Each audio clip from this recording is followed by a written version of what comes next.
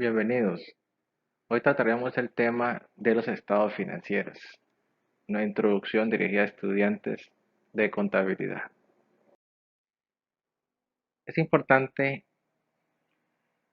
ver los estados financieros a la luz de la norma internacional de contabilidad número 1, que es la que señala y define los estados financieros. De forma general podemos decir que los estados financieros son un informe, una representación estructurada de la información financiera y desempeño financiero de la empresa. Y los estados financieros son elaborados como un propósito en general, en suministrar información acerca de la empresa. Cabe destacar que la NIC número 1 explica muy bien que los estados financieros están compuestos de 5 partes.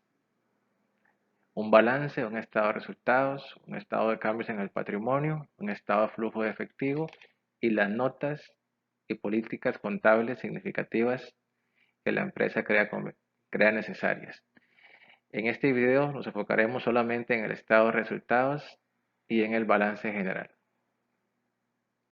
Vamos directamente a un ejemplo práctico. A continuación tenemos los saldos de las cuentas al final de mes.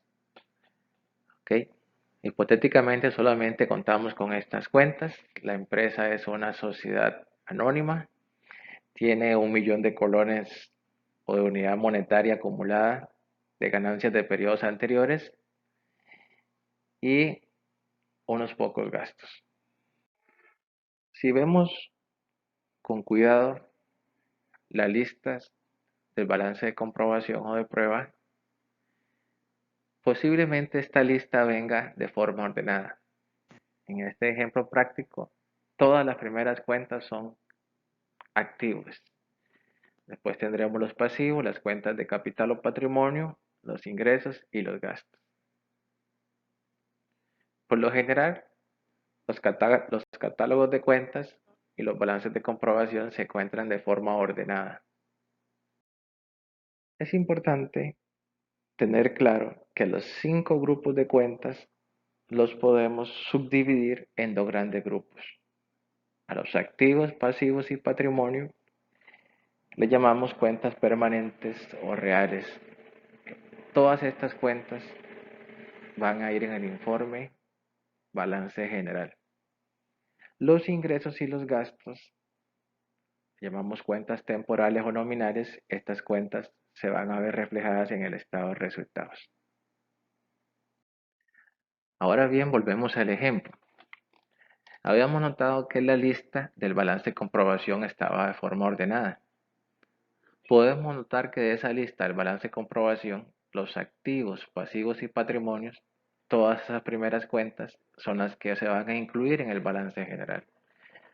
Y las cuentas de ingresos y gastos, que las tenemos al final de la lista del balance de comprobación, son las que se van a incluir en el estado de resultados.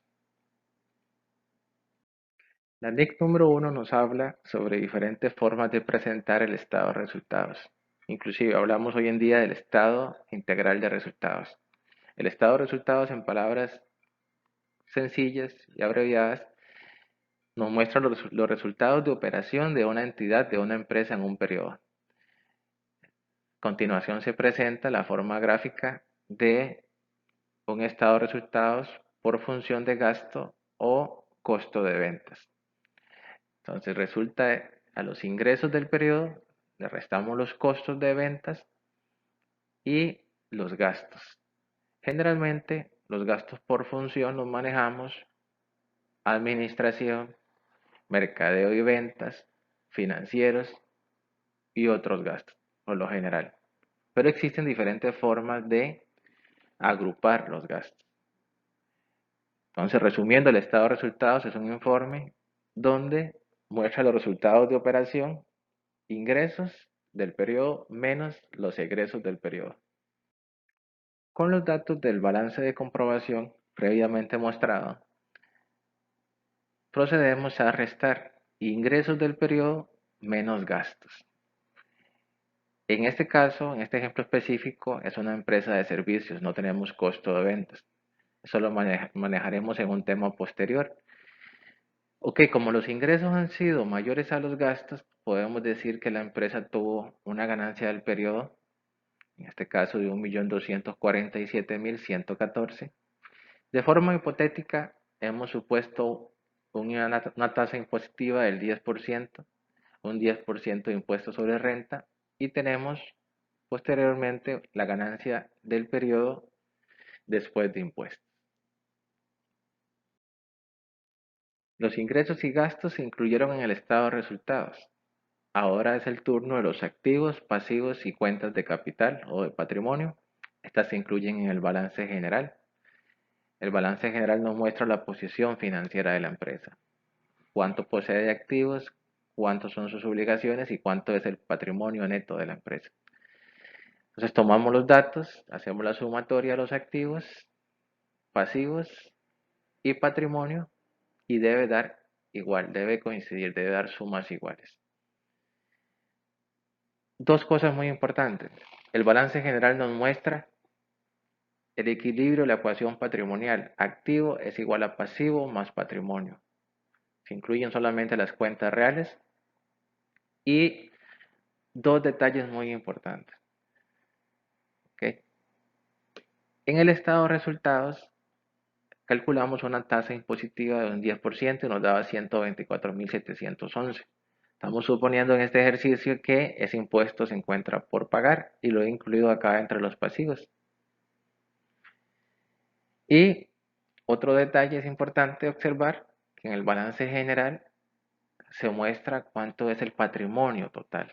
Si la empresa ha tenido utilidades, ha tenido ganancias en el periodo, posiblemente su patrimonio se incremente.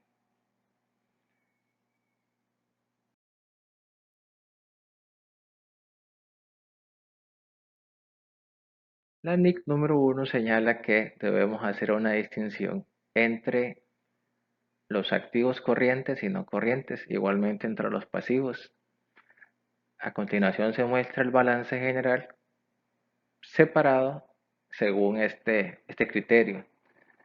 Tenemos el total de activos y tenemos un subtotal por activos corrientes y no corrientes. En este ejemplo no contamos con pasivos no corrientes, pero debemos observar que igualmente se mantiene la igualdad.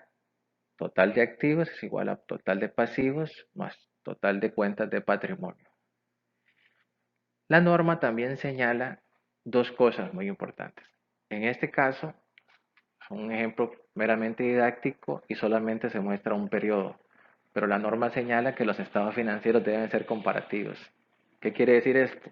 Que se deben mostrar mínimo dos periodos relacionados, o sea, dos cortes de estados financieros, por ejemplo, 2 años, para poder verificar o comparar un año con otro. También la norma señala que el balance general lo podemos mostrar de dos formas. En la forma que está mostrado acá, se le llama forma en orden de liquidez. Primero lo corriente, después lo no corriente. En algunos países, el balance se acomoda de forma solidez, le vamos a decir. Primero lo no corriente y después lo corriente. ¿Ok? Eso sería. Muchas gracias por su atención. Esperamos poder hacer más videos como este, seguir profundizando en los temas. Este video es dirigido a estudiantes de nuevo ingreso o estudiantes nuevos en el estudio de la contabilidad. Muchas gracias.